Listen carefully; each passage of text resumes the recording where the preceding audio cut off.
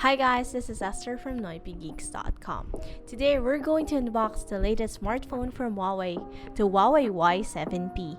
Priced for only 9,990 pesos, this device promises an interesting take on the sub 10K smartphone category.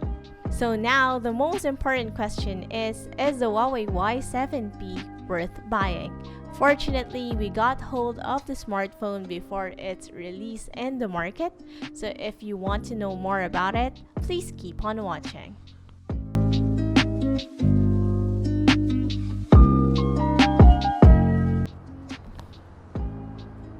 So now we'll do an unboxing.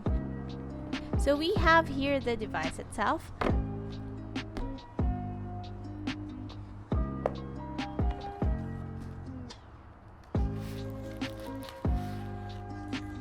There's also a plastic case.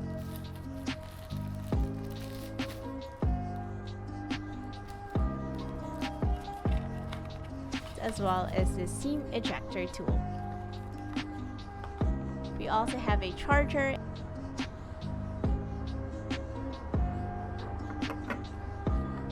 and a micro USB cable. Unfortunately, this one doesn't have earphones. So if you've noticed, there's also a plastic screen protector, which is actually quite useful. And according to Huawei's website, the retail version will also have a user manual and a warranty card.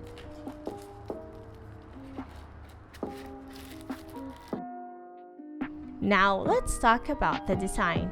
The Huawei Y7p comes in a 6.39-inch HD Plus screen. It weighs only 176 grams and relatively a pretty lightweight smartphone. Overall, it looks and feels premium despite using plastic rear panel. The one that I'm using now is a midnight black, but it's also available in aurora blue. This phone I'm holding looks plain at first glance, but interestingly, its back has a 2.5D effect where there is a subtle gradient color when light is reflected. Speaking of display, the phone ditched the notch for the punch hole design, where we can see the 8-megapixel front camera.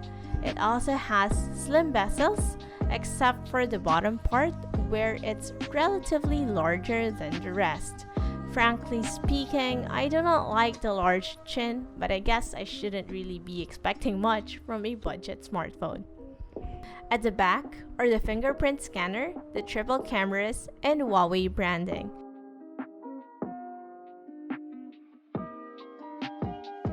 At the bottom of the phone are the speakers, an outdated USB port, and our beloved headphone jack.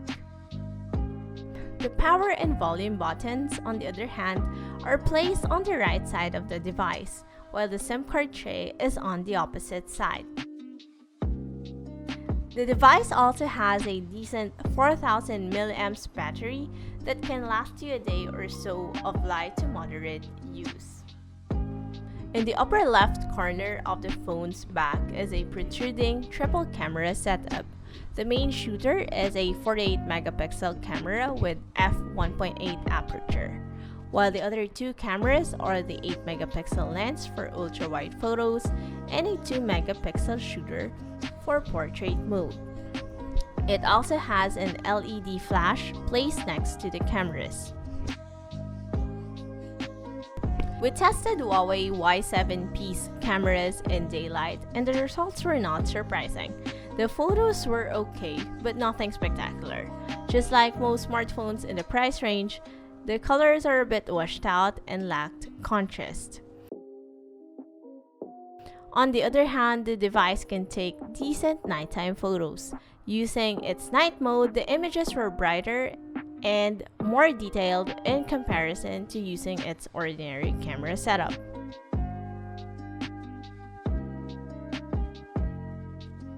In terms of performance, the Huawei Y7p is powered by Kirin 710F processor.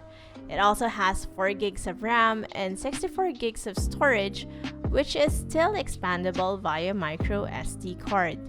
Unfortunately, it still uses an Android 9 instead of the latest Android 10. One biggest pitfall of the Huawei Y7p is that it still lacks Google Play Store out of the box.